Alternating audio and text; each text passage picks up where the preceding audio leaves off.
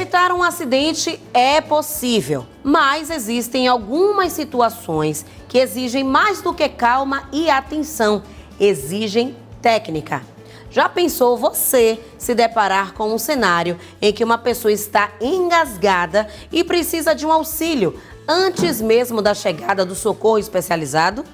Pois é, através dos primeiros socorros, é possível garantir que o acidentado não tenha sequelas ou mesmo venha a óbito. Independentemente do que aconteça, sejam quedas, ataques cardíacos, choque elétrico ou até paradas respiratórias, uma regra é clara: o socorro deve ser rápido. Por isso, ter conhecimentos técnicos é muito importante.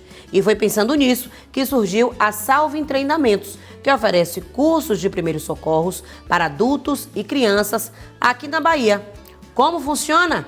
É isso que vamos descobrir a partir de agora. Pronto, e eu estou aqui com Marcelo Aguiar e Vitor Kelman, eles que são instrutores da Salvem Treinamentos e que vão explicar pra gente tudo justamente sobre essas técnicas, né? Sejam bem-vindos. Eu queria que vocês começassem então explicando para o nosso público de casa qual a importância dessas técnicas, desses treinamentos em primeiros socorros. Olá, Cris. Primeiro, agradecemos aqui o espaço, a oportunidade de estar podendo passar um pouco do nosso conhecimento. Nós da Salvem consideramos que esse assunto é de fundamental importância, é um assunto de utilidade pública. Então, o objetivo hoje é tornar de forma prática e clara esse conhecimento de suporte básico de vida. Com certeza que, inclusive, podem salvar, né?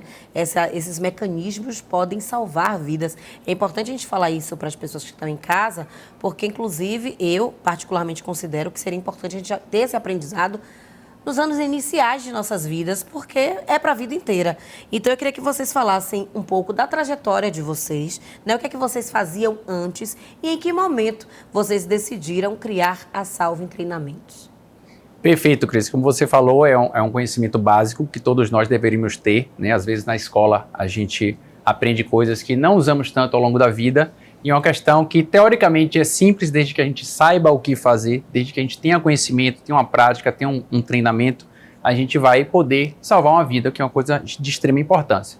A gente sabe, por exemplo, o que fazer quando tem uma ferida, né? Uma criança sabe cuidar de uma ferida, tem que lavar, tem que fazer um curativo, enfim. Em situações mais graves, como essas duas que a gente vai abordar hoje, que é uma parada cardiorrespiratória e o engasgo, que a gente ouve muito falar, né, e fica batendo palmas para quem fez aquela atitude, a gente pode ser o autor daquela boa ação, né? Não só um profissional, não só um bombeiro, um policial, alguém da área de saúde pode fazer isso, mas um leigo, sim, pode ter um conhecimento básico até o socorro especializado de chegar.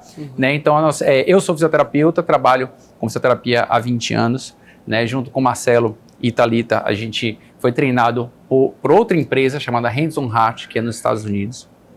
Essa empresa ela foi fundada por um médico e uma enfermeira que são brasileiros e foram morar lá, né? E que viram essa brecha de entrar nessa área. Lá eles têm uma cultura de querer esse tipo de aprendizado desde cedo. Então, nas praças, quando tem exposição, as pessoas se interessam em chegar, a praticar, em se interessar em fazer o curso, coisa que aqui a gente não vê muito. Então, a gente também quis trazer isso para cá como uma forma de alerta e também para as pessoas passarem a ver a importância disso, e não só ficarem vendo notícia na televisão de uma possível tragédia que deixou de ser tragédia porque alguém especializado sabia fazer. E sim, às vezes a gente tem uma questão dentro de casa, com um filho pequeno, com uma outra pessoa mais próxima ou que não seja próxima. Aqui agora pode acontecer e se alguém souber fazer, vai aumentar a chance de vida das pessoas, né, de sobrevida, até chegar um socorro especializado. Você sabe dar os primeiros socorros? A única coisa que eu sei é pegar a pessoa por trás, apertar abaixo do seio e fazer a pressão para ver se a pessoa consegue expelir. Fora isso, ligar pedindo socorro. Eu não sei se o meu desespero vou conseguir ajudar a pessoa, porque eu nunca, graças a Deus, nunca presenciei isso, ou se eu vou conseguir ajudar ou se eu vou paralisar, porque eu nunca passei por isso. Mas já aconteceu de minha filha se engasgar, ela comendo quando era mais novinha, uns 2, 3 anos, ela se engasgou um pouquinho comendo, não lembro exatamente o que foi, aí eu peguei e fiz tipo um gancho, né, bati nas costas dela, vi que não estava saindo, tipo um gancho, aí saiu. Mas já tomei um pouquinho assim, básico de primeiro socorro, mas se disser assim, não sei qual seria a minha reação. Perfeito. Por que vocês acreditam que a gente não tem essa cultura, nem no Brasil, nem na Bahia, nem a nível municipal? A gente não tem essa cultura de oferecer treinamentos, de oferecer capacitações. Por que isso não é uma coisa comum? É bastante interessante essa pergunta. Assim, hoje já existe leis que, por exemplo, obrigam que instituições tenham esse tipo de treinamento. Então, assim, uma escola, por exemplo, a importância de ter um colaborador ou um professor que tem esse conhecimento é de fundamental importância, porque a qualquer momento, principalmente lidando com crianças, isso pode vir a acontecer, uma situação de emergência. Então, assim, o nosso objetivo é justamente transformar isso em uma realidade, né?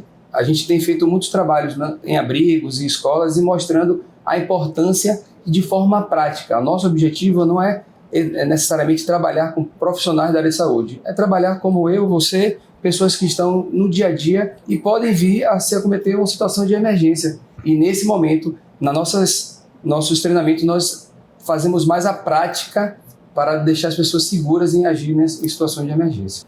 Perfeito. A gente vai dar detalhes do curso, como é que ele acontece, do treinamento, mas eu quero focar agora na parte dos adultos. Depois a gente vai falar sobre o curso também, que é incrível, que vocês dispõem para crianças. Mas falando primeiro para os adultos.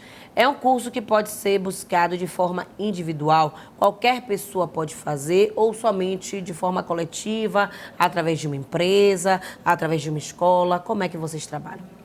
A gente trabalha com grupos, né? Grupos de no mínimo 6 pessoas, né? A gente tem um limite máximo também, né? A depender do local que a gente vai, porque a gente vai até o local. Então, a depender do local e da quantidade de pessoas, a gente vai conseguir passar o que a gente quer passar, pela quantidade de bonecos. Os bonecos vieram de lá, são importados dos Estados Unidos, então tem uma tecnologia de ponta para justamente tornar esse curso bastante prático, para as pessoas terem parâmetros. Pô, eu estou fazendo certo? Não sei. Então, os bonecos vão dizer isso pra gente. Então, a gente também não pode fazer uma turma tão grande, mas no mínimo de 6 pessoas para poder a gente também ter uma dinâmica, né? Ficar um curso bacana, que as pessoas interajam, surgem dúvidas, surgem situações que alguém já passou, né? E isso vai fazendo links e a gente vai desenrolando, desenvolvendo bastante o curso. A gente já trabalhou em condomínios, por exemplo, bem bacana, uma situação mais familiar, então gera aquele clima gostoso e tal. Já foi para a empresa, então uma coisa menos familiar, mais séria, mas de extrema importância, todo mundo muito interessado em engrandecer um currículo, por exemplo, dos garçons, do pessoal da limpeza. Engrandece o currículo e o cara já está mais seguro, a pessoa já está mais segura para fazer se houver uma necessidade. Então a gente tem alguns nichos para aproveitar disso aí em relação a empresas, condomínios, restaurantes, a gente já fez também. Foi massa, não? Restaurantes, escola, abrigo, estabelecimentos comerciais. Em geral, né? De forma geral é isso. E realmente mostra o quão é importante as pessoas estarem preparadas, né? É engraçado que nos cursos que a gente costuma dar, várias pessoas já passaram por situações de engasgo, seja com pessoas desconhecidas ou com pessoas da própria família. Uhum. E na mesma hora que a gente pergunta, a gente pergunta aí, você fez o que lá? Meu Deus, eu chorei, passei pro meu marido. Ou seja, se o marido não está em casa, se a tia não está em casa, o que deve ser feito? Numa situação dessa, às vezes até você fazer o errado dá certo. Sim. Né? Mas o que a gente tenta passar? Que existem protocolos que são estudados por pessoas da área e que são passados mundialmente com uma forma mais segura de fazer. Você seguir o passo a passo para que aquela intervenção sua seja a melhor possível, você aumente ao máximo a chance de vida. Tem gente que vai dizer, eu dei um tapa nas costas, resolveu. Eu pendurei de cabeça para baixo, resolveu. Levantei os braços, minha avó mandava. Resolveu. Aí já vem as crenças populares, as outras questões. Né? Mas a gente tenta fazer com que a pessoa entenda o processo de forma simples, né? Com uma linguagem também simples, sem tanta formalidade, porque não precisa de termos técnicos para você saber fazer uma manobra. A gente até fala os nomes e tal, mais complicado, mas tentamos também trazer para uma linguagem mais popular justamente para facilitar ao máximo esse entendimento e que a pessoa saia apta a fazer. Só acaba a turma do curso quando todo mundo pratica e todo mundo pratica certo. Não tem negócio de ficar escondido, não. Só sai todo mundo quando todos fizerem. Então a gente busca exatamente essa questão Só aí. fazendo um adendo, a gente segue os protocolos da American Heart Association, que é a mesma adotada pela Associação Brasileira de Cardiologia. Então, esses protocolos são os passo a passo adotados pela American Heart Association, que é a mesma que a Associação Brasileira de Cardiologia adota aqui no Brasil. Eu não sei se eu saberia lidar com uma situação diante de uma situação como essa, porque dependendo de quem seja, a gente fica nervosa, né? E aí a gente não sabe muito bem o que fazer, às vezes tenta e não faz da forma certa, então eu me coloco como uma pessoa que não sei dar primeiros socorros. Eu realmente procuro uma pessoa para me ajudar. Eu tenho um pavor nessa relação. Eu acho que essa coisa que eu falei é sério. O artista, ele não tem essa relação com a doença. Então, para mim vai ser difícil. Eu vou sempre procurar alguém e vai aparecer. E é interessante isso que você falou em relação a vocês falaram, né, em relação a esse despreparo, que muitas vezes, quando ocorre uma situação dessa que requer um preparo, que requer um socorro imediato, um auxílio rápido, o desespero é tamanho, né? O despreparo emocional é tamanho que as pessoas não sabem muito bem como agir. Quais são as situações mais comuns disso acontecer, né? Quais os casos assim que a pessoa, enfim, tem uma situação que precisaria de um auxílio e que o desespero toma conta e que ninguém sabe o que fazer? Ilustrem um pouquinho assim pra gente dos relatos que vocês já ouviram. Normalmente, como a gente foca em dois aspectos, que é a parada cardiorrespiratória e o engasgo, né? No caso do engasgo, que é mais comum, né, a gente ouvir falar e reportagens sobre o assunto, existem vários níveis de engasgo, né? Então, desde o engasgo simples, que a gente consegue resolver sozinho, com a tosse, até um engasgo mais complexo, que pode virar até uma parada cardiorrespiratória. Então, existe, por exemplo, um sinal universal do engasgo, que é a mão, aqui nessa região, tá? Para chegar nesse sinal aqui, que é uma coisa instintiva, é do ser humano fazer isso quando está engasgado, é porque já é um engasgo grave, a pessoa dificilmente vai conseguir resolver sozinha. Até dá, se ela tiver conhecimento, que a gente passa uma manobra também quando você está sozinho. Mas assim, já é um sinal de que a pessoa já está ficando sem ar ali, ela precisa que alguém ajude, né? Em relação à parada cardiorrespiratória, normalmente a gente vai encontrar uma pessoa caída no chão. E quando a pessoa está caída no chão, você não sabe o que aconteceu. A pessoa está ali dormindo só, a pessoa ingeriu bebida alcoólica e está ali algum medicamento, exatamente, está ali meio inconsciente. O que foi que aconteceu? Então a gente tem que chegar nessa cena, né, que a gente encontra lá, normalmente a pessoa caída ao chão, e seguir o passo a passo, que a gente daqui a pouco vai falar sobre isso, como é que segue isso, para poder verificar se realmente é uma parada cardiorrespiratória, se é somente um descanso por conta do álcool ou de alguma medicação, e daí em diante fazer os procedimentos, de chamar urgência ou não, de fazer as manobras ou não. Isso aí é que a gente precisa estar atento, mas tá lá caído no chão, o que é que eu preciso fazer? Se a gente perguntar para 99% da população, só 1% que é da área de saúde talvez saiba, e mesmo assim fique titubeando às vezes, né? A gente sempre procura, tem um médico por aí, tem uma enfermeira. Se você sabe fazer, se você tem conhecimento daquela causa ali, você pode ser o ator principal daquilo ali e resolver uma situação, né? Se você tem conhecimento de causa, você vai ficar menos nervoso.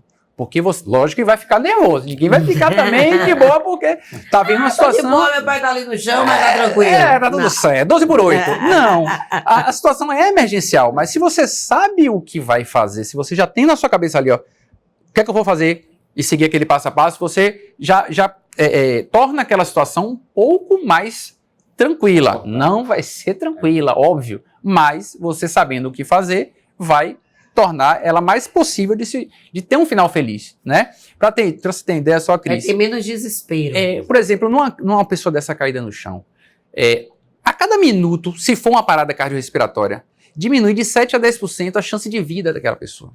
Sabe o que é um minuto? A gente fala aqui vários minutos. Em um minuto, ela perde de 7 a 10% da capacidade de sobrevida. Ou seja, ela vai aumentando a chance de morrer. Então, assim, a cada minuto, tudo isso vai potencializando. Eu conheço um caso que a pessoa ficou não sei quantos minutos. Pode acontecer, o ser humano não é uma matemática exata, né? Mas os estudos mostram o quê? A maioria, né? O que acontece numa situação dessa, né? Na questão do engasgo, a mesma coisa. Uma pessoa que for mais condicionada fisicamente, que tiver uma capacidade cardiorrespiratória, vai aguentar mais um tempo de apneia, mantendo um pouco mais de tranquilidade. Ok, uma pessoa que não tem a capacidade pulmonar boa, rapidamente rapidamente o bicho vai pegar. Então, assim, quanto antes você intervir, melhor, né? A gente sempre tem situações de família nos cursos, né? Sempre. Marcelo já teve, inclusive, com a filha dele. Eu tive com minha filha já com uma idade mais avançada, mas, enfim. E assim, graças a Deus deu tudo certo, né? Nessa época a gente nem tinha esse treinamento específico, né? Mas, normalmente, o que você ouve dizer, eu liguei pro bombeiro, demorou, né? Inclusive, recentemente, até a atriz Heloísa Perissé também veio a público falar de uma situação dela num restaurante com um pedaço de frango e acabou se engasgando. Se ela não estivesse com alguém, acho que a médica dela estava com ela.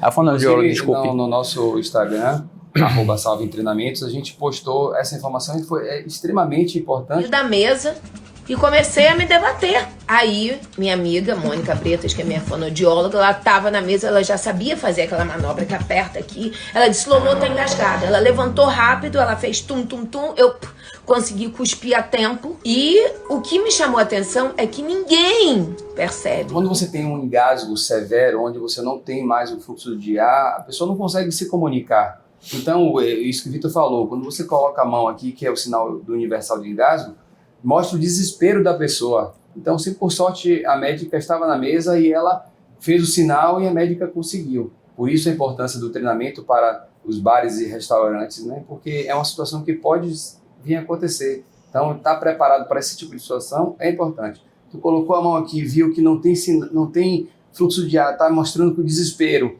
Tem que ser feito rapidamente a manobra para poder desengasgar. Engasgo, tem uma manobra que a gente faz, né? Que é pegar a pessoa que está engasgando e tentar fazer com que ela expulse o que está causando a obstrução.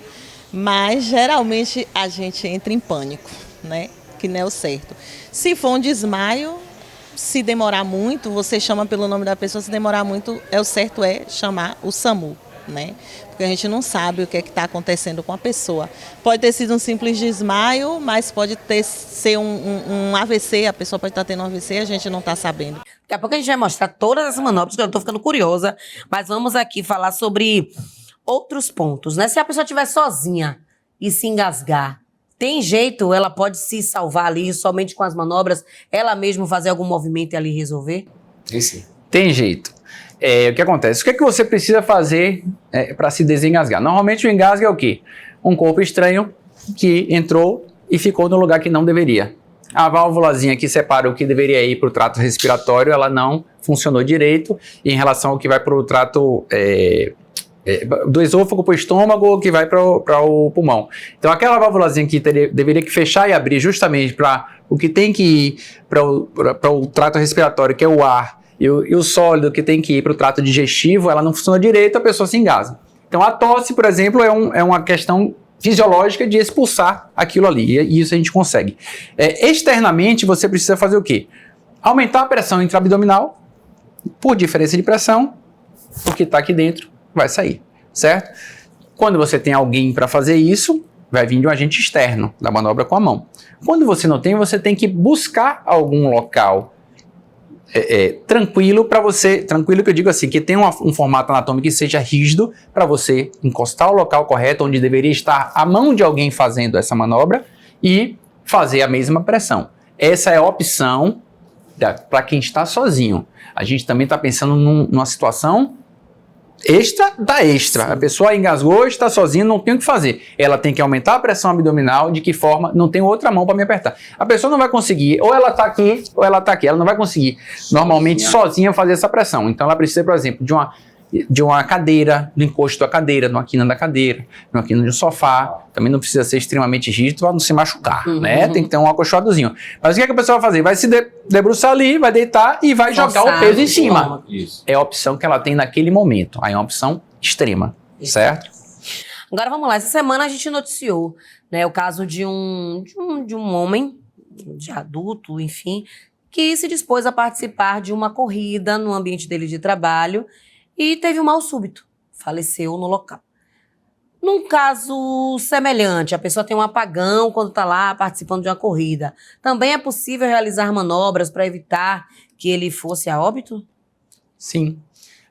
Se as pessoas ao redor rapidamente fizessem a abordagem, verificasse a questão que se ele está respirando ou não, a primeira coisa que a gente vai fazer é exatamente essa. É abordar, tentar a comunicação, não houve comunicação, verificar a respiração. Muita gente tem dúvida, eu vou checar o pulso. Gente, checar o pulso também é válido, mas o protocolo mundial não segue isso, porque checar o pulso não é fácil para todo mundo. Não é todo mundo que vai saber aonde checar o pulso. Então você precisa de tempo rápido ali. O que é mais rápido? Eu verificar se a caixa torácica está movimentando. Então, por exemplo, ele estava correndo do meu lado, caiu.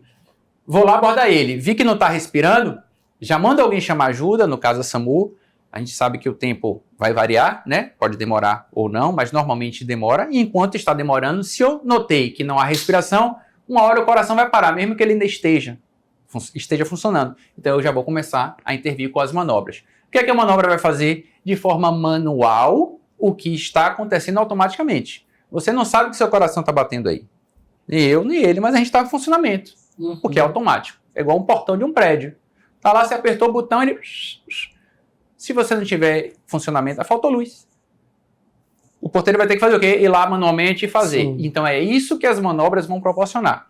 Exatamente o que o coração faz automaticamente. E aí você vai fazer isso até o serviço especializado chegar. Normalmente numa prova dessa, você tem um aparato, você tem equipes de salvamento para isso. Você tem corpo de bombeiros, você tem alguma empresa privada que faça isso. Ok, mas às vezes não está naquele ponto da corrida. Então, lembra que eu falei nesse instante que cada minuto é importante para a sobrevida. Então, muitas pessoas que acabaram tendo mal súbito e morreram poderiam estar vivas hoje se esse atendimento fosse feito mais incisivo com brevidade e antecedência, ao invés de só ficar esperando chegar alguém especializado. Porque nem sempre vai ser tão rápido. Com certeza. Diga-me. E é interessante quando o Vitor fala da importância da rapidez. No caso da corrida, a gente já sabe que existem os passos, né? Primeiro verificar a cena, a gente já sabe que a cena está tranquila, a pessoa está lá na sua frente, você já pode agir. Depois você verifica a responsividade, a pessoa não está respondendo, automaticamente você já segue pedindo ajuda. Por favor, chama aqui no Brasil 192, 193, o SAMU e o Corpo de Bombeiros. E aí, depois que você pediu ajuda, inclusive pedindo o DEA, que é o desfibrilador externo automático, que a gente vai mostrar daqui a pouco, aí você já começa o próximo passo de fazer as manobras. Né? Então, foi o que ele falou. De não estar respirando, já pediu ajuda, você já inicia as manobras de RCP. Pronto, perfeito. Agora bora falar um pouquinho do curso para crianças. Como é essa proeza de ensinar para os pequenos essas manobras, né? Porque eu adoro criança, sou apaixonada por criança.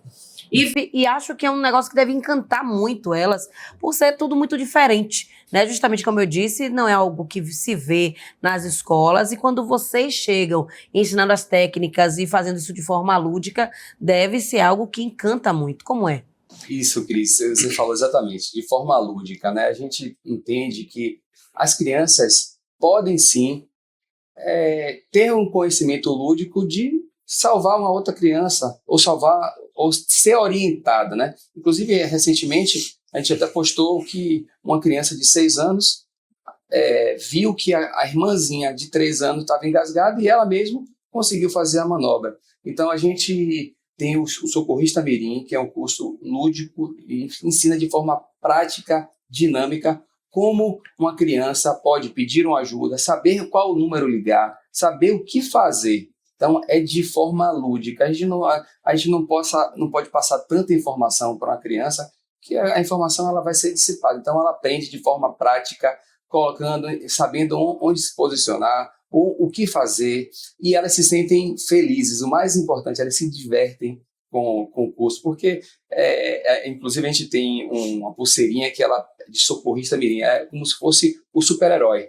Ela já está apta de saber o que ligar, porque às vezes, por exemplo, a mãe precisa trabalhar, e aí normalmente costuma deixar o mais velho cuidando do mais novo, ou a babá cuidando de 2. A babá dá um vacilo, a criança se engasga com um Lego, por exemplo, e aí, o que é que faz? Então, às vezes, o irmão que está ali do lado sabe agir rapidamente e, assim, salvar a vida. E a criança em si, quando ela avista esses bonecos aqui, já é um... O bebê, então, meu Deus do céu. Querem levar para casa, bota nome. É um caso sério. Aí a gente tem também uma questão musical, né? A gente faz uma música educativa, justamente mostrando o que a gente tem que fazer, os passos. Então, faz a dinâmica, todo mundo andando ao redor. Enfim, fica bastante interessante para eles. Lógico que não demora o mesmo tempo de um adulto, que a gente não vai conseguir a atenção de uma criança esse tempo todo, meio com musiquinha, com bonequinho, mas elas dispersam um pouco mais.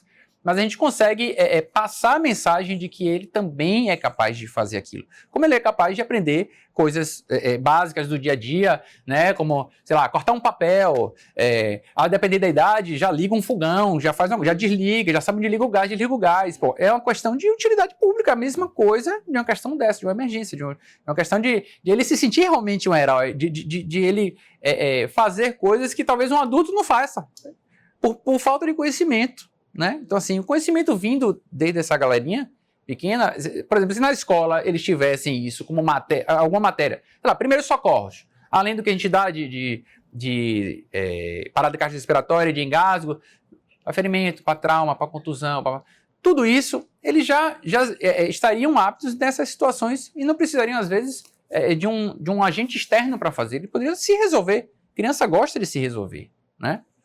Agora falando só da aula especificamente, quanto tempo é necessário para passar o conteúdo e quais são esses conteúdos que são passados, né? Você falou um pouquinho das técnicas que vocês passam, mas de uma forma lúdica para as crianças, mas falando aqui de forma geral, né? Quanto tempo é necessário? É um dia, 2 dias, 3 dias, 1 semana? E, enfim, qual é a pauta do curso, né? Quais os conteúdos? Você fala para o adulto ou para a criança? Para os dois. No geral. No caso do nosso, como a gente falou no início, a gente tem um foco no treinamento prático. Então, a gente divide aí o tempo entre 30% para a parte teórica e 70% para a parte prática. Nosso curso para os adultos tem em média de duração de 1h30. No caso das 1h30, um dia só. 1h30, em um curso de 1h30, a pessoa já sai apta e segura a agir. A gente coloca e a pessoa só sai, como o Vitor falou, só sai depois de saber fazer todas as manobras, identificar, chamar a ajuda, de saber fazer as manobras de desengasgo. A gente, em 1h30, logicamente que isso não é uma regra. Às vezes precisa de um pouquinho a mais, às vezes termina um pouco, mas normalmente 1h30 a gente consegue fazer isso tranquilo. Não precisam de 8 horas, nem 12 horas, nem 2 dias, até para o tempo. Hoje o tempo é dinheiro para as pessoas. No caso das crianças, a gente normalmente faz o curso de 1 hora, porque, como eu te falei, é uma forma lúdica, uma forma que a gente precisa mostrar os passos importantes, identificar onde a criança pode ajudar, ligar para o 92, ligar para o 93, saber como faz desengasgar uma outra criança. Então, assim, 1 hora é suficiente para o curso de socorro Mirim. No caso do adulto, 1h30 normalmente. É um pouco variável de acordo com a turma, né? Lógico, a gente sempre vai puxar para a turma interagir bastante e treinar 100%. Não existe uma pessoa que não saia tendo feito as manobras de forma correta, né? Então, às vezes a dúvida é maior, às vezes a pessoa é mais interessada, né? O que não vai acontecer no nosso curso é a gente botar um data show e ficar lá cheio de anatomia, de história e tudo bonitinho, colorido, cheio de efeito. Não. A gente vai falar olho no olho, vai mostrar o que tem que fazer e vai botar a pessoa para fazer, tá? Só vai acabar quando fizer de forma correta. Como eu falei, os bonecos de última geração, eles vão proporcionar pra gente esse feedback. Tô fazendo certo? Não adianta eu dizer que tá, não. Se a pessoa não estiver fazendo certo, o próprio bonequinho vai dizer lá, ó, com a luzinha, tá errado, irmão, melhore. E aí a gente vai treinar até sair. Mas esse tempo que o Marcelo falou de 1h30 para o adulto, às vezes um pouco mais, um pouco menos, e de 1 hora para a criança também um pouco mais, um pouco menos. Às vezes a criança também dispersa e tal, a gente tem que puxar um pouquinho. Depende da característica do grupo, né? Mas essa média de 1 hora para a criança e 1h30 para o adulto tá resolvido com certeza. A gente, nos treinamentos que a gente vem fazendo, várias pessoas nunca conseguiram identificar o que é o DEA. Às vezes alguém sabe o que é o DEA? Ah, tia DEA? Então, assim, a gente leva o aparelho, que é o desfibrilador externo automático, mostra a importância. Primeiro, estou falando a parte de conteúdo, mostra os passos da RCP, a importância de estar apta em saber fazer isso de forma rápida e prática. Leva o DEA, o desfibrilador externo automático, leva, como o Vitor falou, nos bonecos são feitos também de forma não só sonora, como luminosa. Então, na hora que a pessoa faz a compressão, dá um clique no boneco, ela sabe mais ou menos a profundidade que deve ser atingida, a velocidade que deve ser atingida. Então, o luminoso do boneco indica se a pessoa está indo muito rápido, se a pessoa está indo devagar. Então, em conteúdos é isso. Para criança, como eu te falei, a gente mostra de forma bem prática a parte lúdica com música que mostra exatamente o passo a passo de um RCP, por exemplo, e o engasgo. Perfeito. Agora, só uma dúvida, assim, vocês dormem com esses bonecos tudo em casa? Porque ia acordar num susto danado. Dentro da mochilinha deles, lá e a gente aqui. Depois de cada treinamento, a gente guarda os bonecos e higieniza os bonecos para ser utilizado na próxima aula.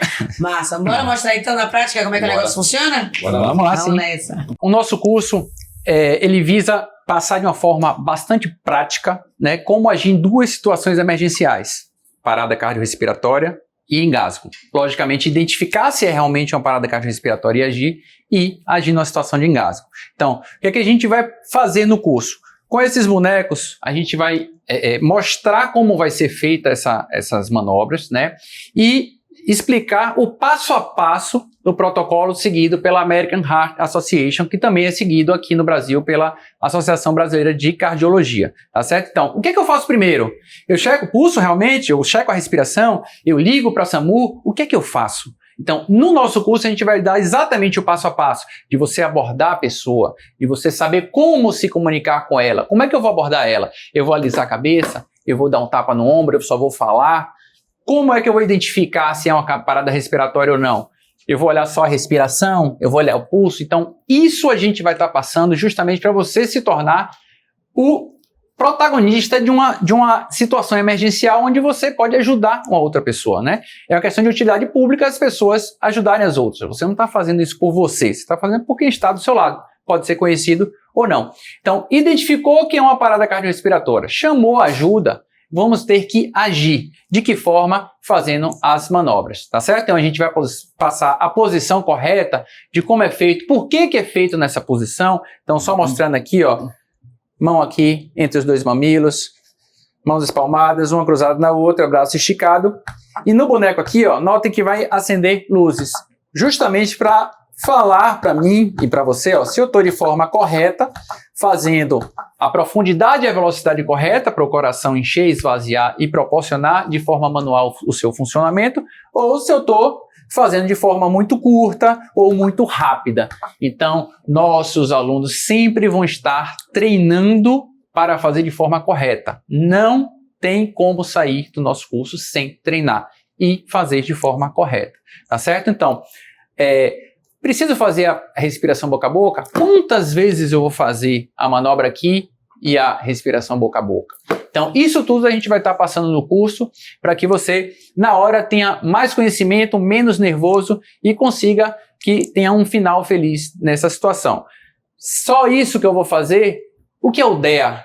Vocês sabem o que é o DEA? Desfibrilador externo automático. Para que ele serve? Está aqui o aparelho com o Marcelo. É obrigatório ter o DEA em alguns locais? Você sabia disso? Locais de grande circulação. Aqui é o aparelho do DEA. O aparelho do DEA, ele, de forma bem simples, ele identifica os ritmos cardíacos, ou seja, ele julga se é necessário aplicar o ritmo ou não. Então, a informação mais importante que a gente precisa quando o DEA chega na cena é ligar o próprio DEA e ele é autoexplicativo. Ele vai dizer o passo a passo que deve ser feito. E só isso. A gente vai identificar o seguinte, as diferenças entre o adulto e um bebê, por exemplo, e uma criança. Como é que é feita a manipulação do bebê? É igual? Lógico que não. Olha o tamanho do bebê. Então, vou ter que ir com os 2 dedos. Mas qual é a força que eu vou imprimir? E vou ter que testar, eu vou ter que praticar, eu vou ter que fazer essa manipulação. Eu posso fazer essa manobra em qualquer tipo de piso? Será que sim? Será que não? Como é que ela vai ser mais efetiva?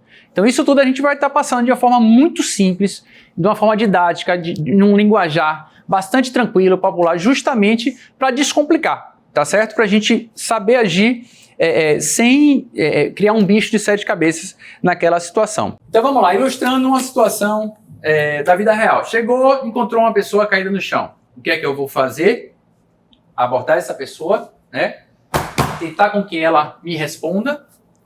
A partir dessa abordagem, ela não me respondeu, eu não consegui contato com ela, eu já mando alguém chamar ajuda. Se eu estiver sozinho, é óbvio que eu vou ter que fazer isso também, né? E aí já vou estar o quê? Checando a respiração. Não a respiração, eu vou ter que entrar com as manobras. Estou num piso firme? Ok. Não estou num colchão, numa cama. Eu vou ter que remover para o chão porque é firme, para a manobra ser efetiva. Quando é que eu não vou fazer isso? Quando tem um risco de fratura, alguma queda, alguma coisa nesse aspecto. Então, como seria a manobra? Mão entre os mamilos, dedos cruzados, braços fixos e firmes. Vou fazer aqui uma quantidade de compressões na velocidade e profundidade adequadas, e por isso que o bonequinho está acendendo essa luzinha verde aqui, exatamente para me dizer se eu estou fazendo de forma correta, e isso todos os alunos vão fazer, e também a parte da respiração boca a boca. Então, fazemos uma quantidade aqui, uma outra quantidade aqui, e seguimos até a chegada do socorro especializado. Lembrando que isso aqui pode resolver antes de chegar? Pode, mas a ajuda especializada é que vai ter mais aparelhagem para poder dar sequência nesse atendimento. Mostramos a diferença também se for um bebê, tá certo? E a questão do DEA, que é o desfibrilador externo automático. Então, chegou o desfibrilador com o Marcelo. Vamos lá. O que é que ele faz? O desfibrilador chegou na cena.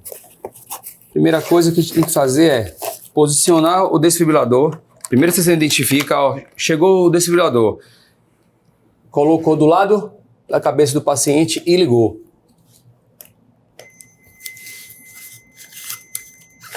Remova as partes da embalagem plástica e aplique no tórax do paciente.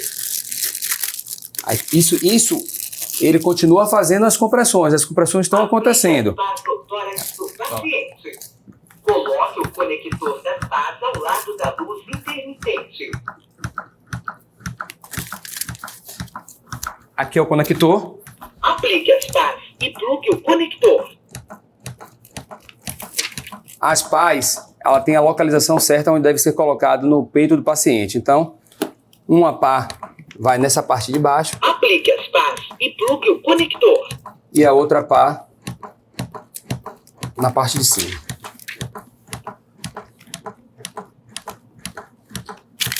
É feito aqui o conector. Aplique as pás. Verifique se as pás estão posicionadas corretamente.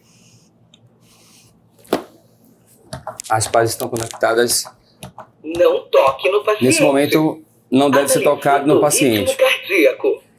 O próprio DEA analisa o ritmo cardíaco. Não toque no paciente. E ele avisa Analisando o ritmo se é necessário dar o choque ou não.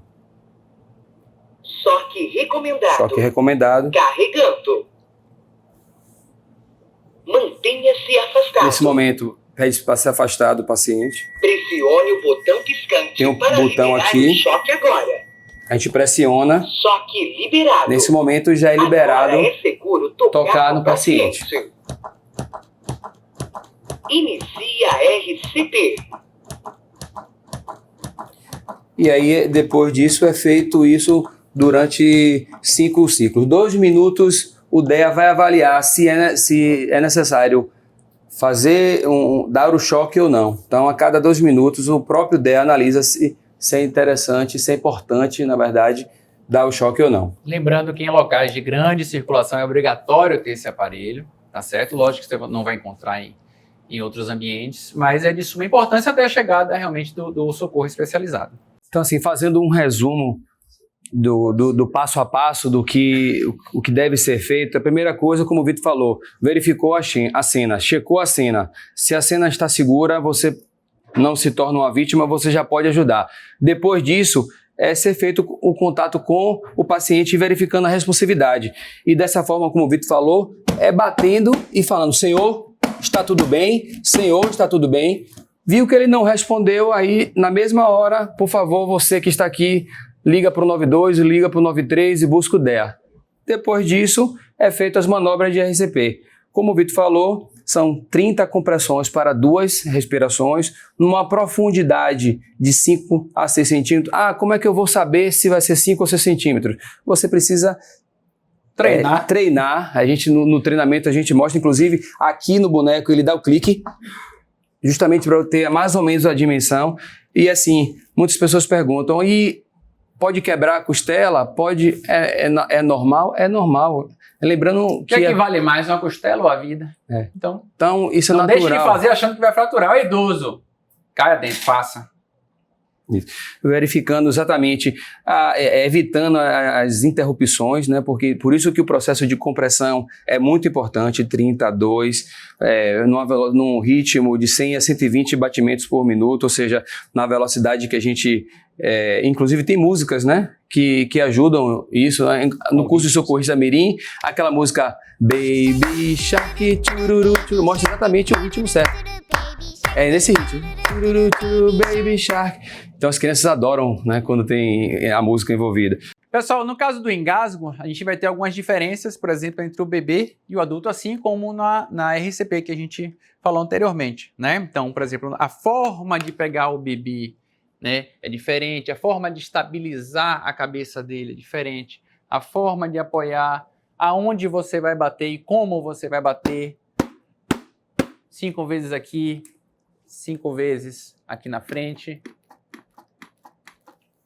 Por que que a gente vai começar pelas costas? Então, é mais efetiva essa manipulação nas costas. Eu preciso de uma base fixa aqui, ó, e segurar o queixo para evitar traumas e para liberar a via aérea.